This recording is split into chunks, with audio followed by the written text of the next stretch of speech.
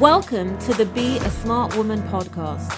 Everyone has their own story to tell, and you never know what impact your story might have on someone else's life. This is the foundation of the Be a Smart Woman movement. Our movement seeks to empower women through the sharing of their journeys with other women. Sometimes we don't even realize the lessons that our stories hold until we share them with others. I am Claire Faithfull, founder of Be a Smart Woman. And it is my hope and dream that this podcast will illuminate personal lessons for you, the way listening to other women's stories has inspired me for years. We are so glad you are here. Let's enjoy this journey together.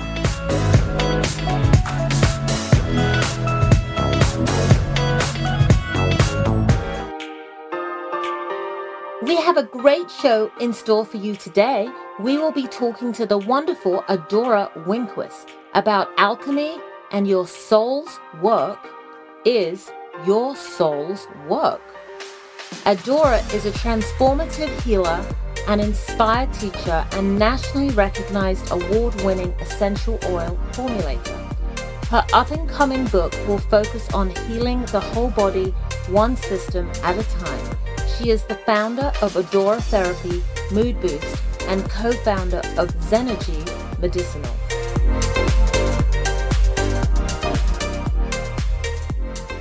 Thank you so much, Adora, for coming on the show today. We're so excited.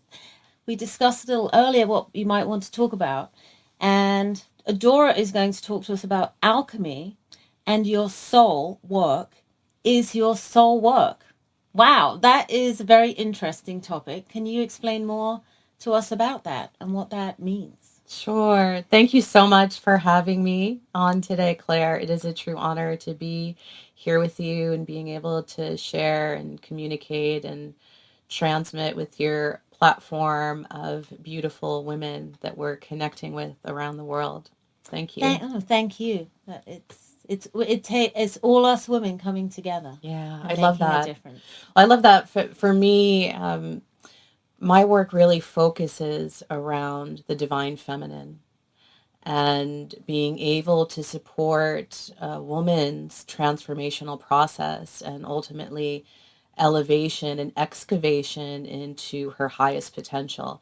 And certainly not to be exclusive to the male tribe, but I believe as women, we are the creatrix, right? The creators of all. And we give birth to men, we raise men, and we have the ability to do that as well as be in right relationship with ourselves as women and supporting other women, because the new paradigm of relationship is really where we come together in community and unity and have awareness that as we elevate ourselves, we elevate each other. And it really takes our collective efforts right now in particular on the planet to awaken and heal and grow and nurture. And thanks for your question on alchemy. I get this question often, right? Because a lot of people think alchemy, well, traditionally that means the transmutation of metals, right? Turning a base metal into gold. But from my perspective, true alchemy is actually the journey of the seeker, the spiritual seeker, or the quest of the hero or the heroine's journey. And really, it's about us being able to take the opportunity to be still, to truly know thyself, right? And in knowing ourselves and becoming introspective about where we are right now, and of course our childhood mapping, which I'll talk to you about in a moment, but looking at the places where we have pain, where we have struggle, where we have patterns of limitation that hamper our life force, our health, right? Being able to look at the places of our physical health, our emotional health, and psychic health, to be able to see, where do I need to apply the practices or tools or hacks, if you will, of self-love and transformation to actually become the alchemy, right? Because Wow. when we're becoming the alchemy, we're actually not only excavating our own golden essence or divine nature, but we're paving the path for our life purpose to actualize. And, where we are right now, in terms of planetary consciousness, collective consciousness, we are all being called to awaken, to elevate, and to really not just have an awareness of why we're here, but to ground it and actualize it into reality, right? Because that changes the whole tapestry and terrain of the world, and where we can come to new levels of empowerment, not as women, but as the human race, right? Wow, and that I love because some people have said to me about when women are doing work with women and we're empowering each other, they say, "What about the men?" Mm, And what I love is that it's not just about women. This isn't about it's about all of us coming together, yes, and how do we do that? And I love what you said a little earlier, which was that women give birth to men. we We are the do. nurturers. So, and maybe that's our role, is that we're also here to nurture the men in our lives I believe without giving that. our power away as a woman. And I'm interested to know how that all works. Well, it's such a dance, I Mm, think, because we are all at different places on our own spiral of healing. I like to look at it as a shell, right? That the spiral of the Fibonacci sequence, and that the journey to wholeness, the journey of healing, is the journey inward on the healing spiral. And because we're all at different places, when we come into relationship with another individual, if it's a woman, right? right. We are required, we have the opportunity to be in relationship and have a greater awareness of the meaning of that relationship. For example, if you look at any close relationship that you have with a woman in your life, Mm, maybe your mom, maybe your child, maybe someone in business, there are patterns and transference that are represented that hold roots in our childhood mapping. And so if we can just talk about that for a moment, because I think it's a really important key to set up a level of awareness about sometimes what's going on in the undercurrent of our relationships. And then we can come back to talking about being in absolutely. Let's do that. relationship Let's do that. with Because, the male perspective okay. or No, no, but species. I think, no, I mean, for me, when you said about, women and we meet a woman and what does that bring up in us, I mean, I definitely have experience where there's some women I meet and I feel this sense of love and connection and safe, and then there's other women that I meet that I feel scared or nervous of or uncomfortable with in Yes. myself, and I've honestly always wondered, why do I feel that? Because I love women, I have lots of women in my life, and there's definitely, I guess we can go through, like things like the mother, or Hmm. like for me, I have a daughter, um, where I get triggered by Yes. either one of them, and I'm looking, going, What's what going on? is going on here? What is this, me? Yes, it's me. What do I have to learn here? And it's like, Yeah, I love the way that you put it too, being triggered. I have this philosophy that our childhood family constellations or dynamics really provide us with a treasure map. But the treasure isn't outside of us, right. it's within us. And so when we start to look at the patterning from both ourselves and then our mother, right, and our father, and of course, what they hold, which is everything that's held in the DNA and the family line on both sides, both female, mother, masculine, male, it provides us with such a rich mapping to see exactly the places that we've come into this lifetime to heal and transform. And even if you believe in past life philosophy, it's still applicable in terms of the childhood map, because everything that is unresolved from previous lifetimes is still held as a seed, right, in this particular life. So we can see it so clearly, Right. right? And once we see it, we're able to look at the places within and say, okay, these are the areas with the relationship with, say, my father where I know I still hold imbalance or pain or uncertainty or a lack of clarity, a lack of light within me that are still creating relationships that I have with men today. Oh my God. And so when we start to look at it from that perspective, it allows us to step back and become an observer and say, okay, so this pattern keeps showing up for me. What are some of the beliefs and locked emotion that's held within the subconscious that's continuing to perpetuate these patterns, this pain, or this dis-ease, right? A lack of ease in life. And once we're able to go in and do the clearing work and feel the feeling, which is an imperative when we have those places of locked energy or trauma that are held within our being, we have to go in to actually feel them to unlock the energy and unlock the life force that's there. And once we're able to do that, we can assimilate the wisdom and have that understanding and those trigger points that, like you just spoke of, right, start to diminish and then realize, wow, this is the same person or maybe a different person with a similar area and I'm not getting triggered here. And that's part of the soul work. So the trigger is so in other words, when we're feeling, I mean, I'm presuming it's any emotion in a way. So is it the triggers, or could it be that you feel love towards a person, or that you feel happy when you're with a person? I mean, I'm presuming that's a good aspect, right? Like, definitely. I'm like doing good here, but right. But and that's a benevolent type of transference. But it's the person that comes along and all of a sudden you're annoyed or angry with them, or you want to fix them or change them or let them have it and try to change them. It's like, oh yeah, okay. All of that, because really what we're being called to is to bring change within. That's the only place where we have the opportunity to mold. We are the clay.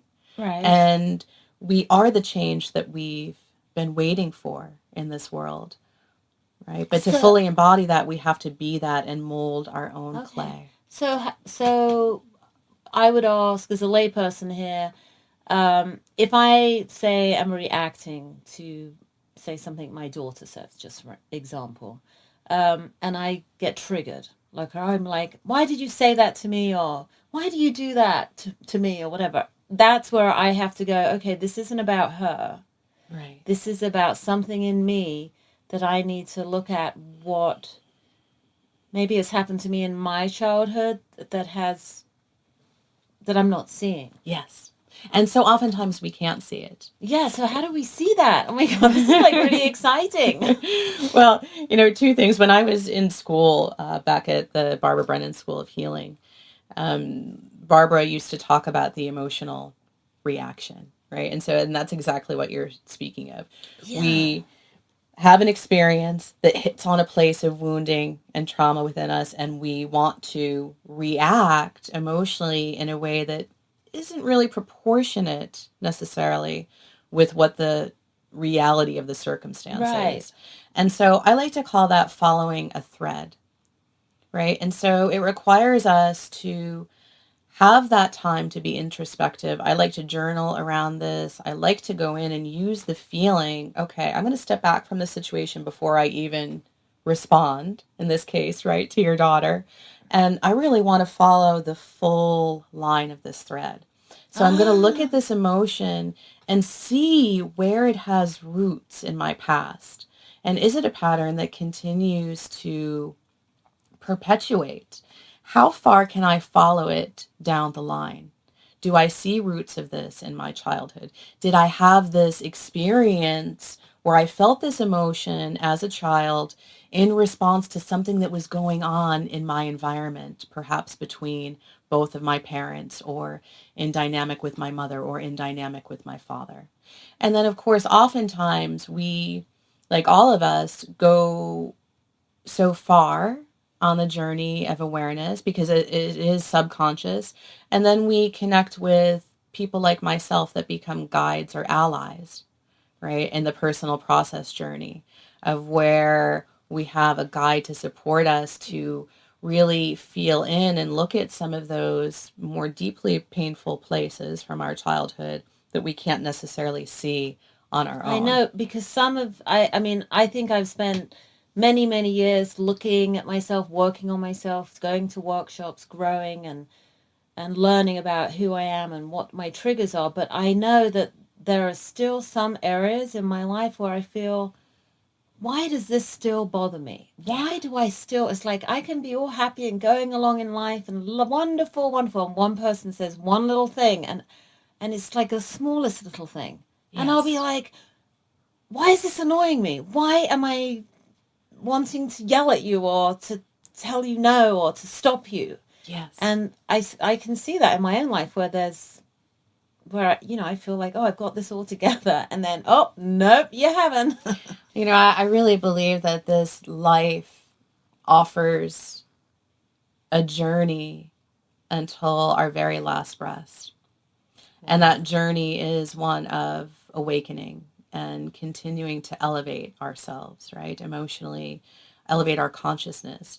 Because until you're living the highest and best version of yourself and really taking all of the longings that you have for this life and seeing them actualize and actuate around you, there's still more work to do. It doesn't end. And that's why it's a spiral. And so for each layer that we go in and bring more light and healing and awareness to, unlocking more energy and life force and more of our essence, our divine energy, vibration, right? That is unique only to you. So the more that we clear, the more that comes up to be cleared. And the truth is, for me, I've spent 20 plus years in personal process work and also as a facilitator. And even now, over 20 years later, my commitment to continuing my own personal process and really continuing to transform the places and patterns that are within me that still create things that don't feel in alignment with the highest truth of who I am, that's still a commitment for me. And not just as a facilitator or healer, but a core commitment to being a human on this journey of consciousness, right? And awakening and expressing more of what's possible from our human potential. So from what I'm hearing you say, it's like, because while we're in human form, we're here to grow and we're here to learn and we're here to become aware. So, and we're in a spiral. Yes. So basically that means that we're always in a process of evolution. Yes, precisely. So it's not like one day we wake up and we go, hey, I got this down pat now. I am good to go. I am an evolved human being. Right, I'm done. I'm going to check that box. I can check the box. We don't get to check the box. We don't get to check the box. And I love checking boxes. And me too. I am a consummate planner and all about the destination. And every time I get too focused on that or too attached to it, something within me creates an experience, which is an opportunity to say, you know what, it's really about the journey. And the journey is consistent transformation, transmutation, transfiguration. And that is the alchemy, right? And that's why I love it. Our soul work really is our soul work. Because when we are out there existing from a place of ego, or child consciousness, letting our child consciousness make decisions, you know, we know where that ends up. We're in that mouse wheel of pain and suffering. Right. And, you know, where I mentioned before about looking at our family constellation and dynamics between our mother and our father, you know, this universe is created from a construct of the triad, the trinity, the triangle. Think of the Great Pyramid, right? Think of Maiden, Mother, Crone, Father, Son, Holy Spirit, body, mind, spirit. All of these trinities of our existence. But if we take a look at the bigger picture of that, my perspective is that those 3 points represent our relationship with the feminine, our own mother, and everything that's held within the family line, the lineage. Generations Of women. And really represents our relationship to God in the feminine form, just like our male aspect, right? And being able to bring healing and light to the male aspect, not only within our being, but everything that's represented from our family constellation, from Right. our father, and through that line, and of course, our relationship with God in the masculine form. And then the third point is our child consciousness, right? All of those places and patterns of pain that are still held within, perpetuating negative cycles or cycles of dysfunction. But the beauty is when we are that seeker that's really on the spiritual path of committing to the personal process work and bringing healing and light to all three of those aspects, once we reach a critical mass or a tipping point with that, we're able to not only recognize our life purpose, Right. but actualize it, to be able to ground it and create Wow. life, bring life to it, and where it becomes our life breath. And is that so? Is that something would be like maybe for me where I've gone on this journey of life and I've tried all different careers and none of them really stuck to me. And now one day someone walks into my house and starts talking about podcasts and I'm like, what's a podcast? And then I think, oh, I'll do a podcast. And something felt right. Yeah. And then the next thing I know, I'm learning about how to record podcasts and how confusing it is. But there's something inside of me that says this is the path I'm meant to be going on. So I'm following it. Is that what you're saying? That is exactly, Okay. Claire, you couldn't have articulated it more beautifully, Okay. because when we are truly following our soul purpose, we move into a place of ease, grace, of effortless flow. You know, one of the things that from my background in healing school is we did a lot of work with the Hara line. It's a dimension Right. that holds our life purpose. And when we can be in that place, which means we're not in a place of being willful, trying to push. And I'm a super willful person, and it has been a life journey of learning how to have faith and surrender. So when we're not in that place of will, but we're also not in that place of being passive, right? Right. Just expecting, oh, everything's going to happen. And I think this is one of the misnomers about the spiritual journey, of just being able to sit back and, oh, everything will be brought to me. No, we have human form. We must take action. And when we can come into the place within the center of our being, that Hara line, that Hara dimension, we can move into a place of effortless creation, right? Of being in that place of flow that you're talking about. It's like magic. It's like magic. I mean, I have to say that I mean, maybe I've experienced that in moments in my life with that flow. But I really can say that the creating this podcast is something that I feel guided so strongly to do, and I feel supported even when I'm hitting the struggles of like, I can't download this podcast to my sound engineer. Oh, but for some reason there's always a divine perfect answer for that, and then it all works out. I love that. And I think that too, having the power of belief that everything always does work out. It does, doesn't it?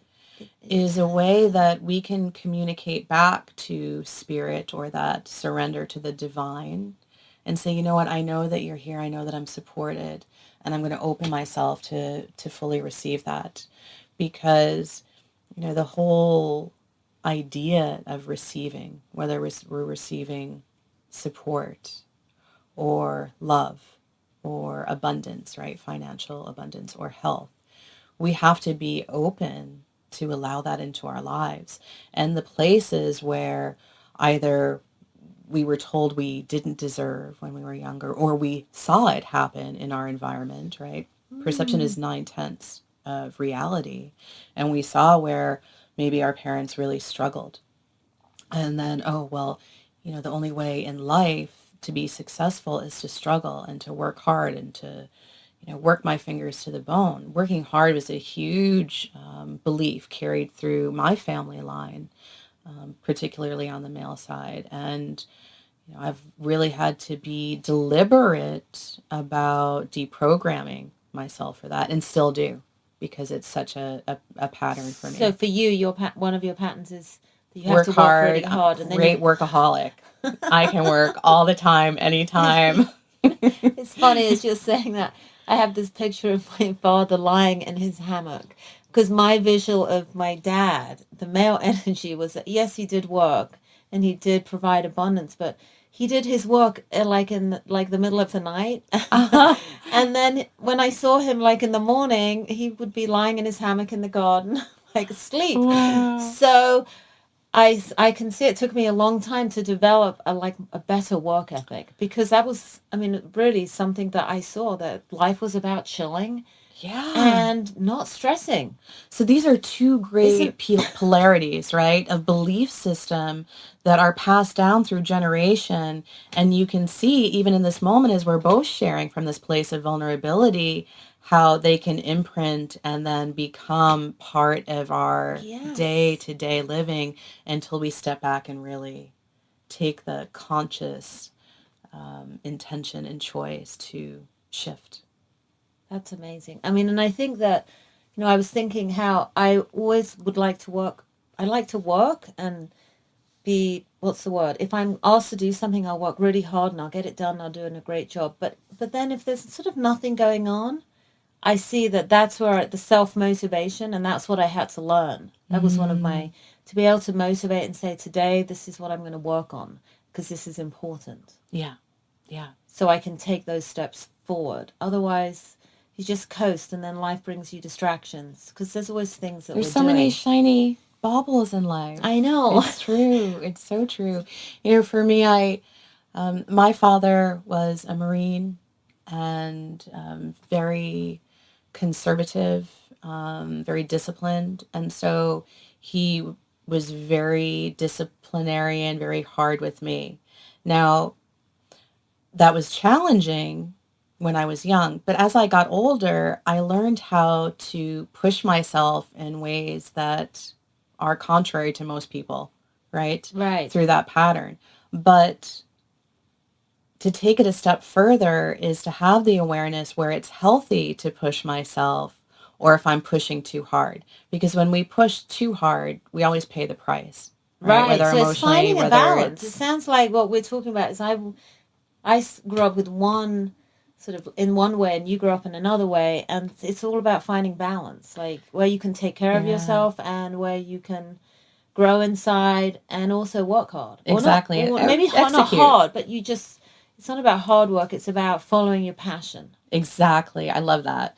Being on purpose with passion, I think, is a really powerful combination.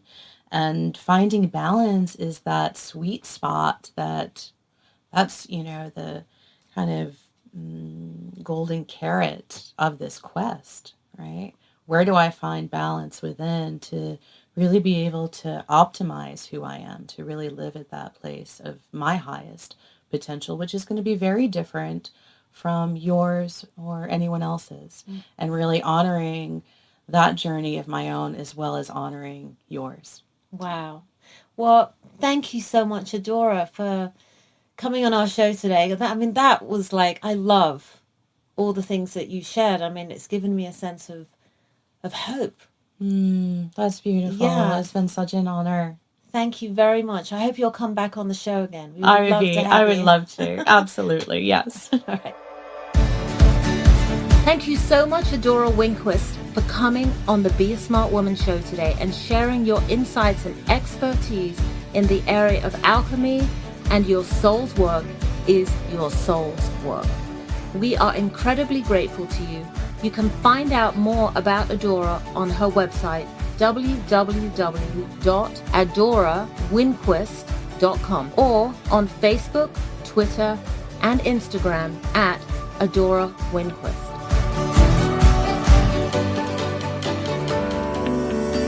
That wraps up our Be a Smart Woman podcast for today. I hope that you discovered something about yourself during today's podcast, as I truly believe we can learn something from everyone we meet. If you like what you heard today, I invite you to subscribe and leave a review. We'd love to have you in our Be a Smart Woman family. You can also follow and like us on Facebook, Instagram, and Twitter. If you've got questions or think you have a story to share, you can find our contact information at beasmartwoman.com. Thank you for listening, and see you next time.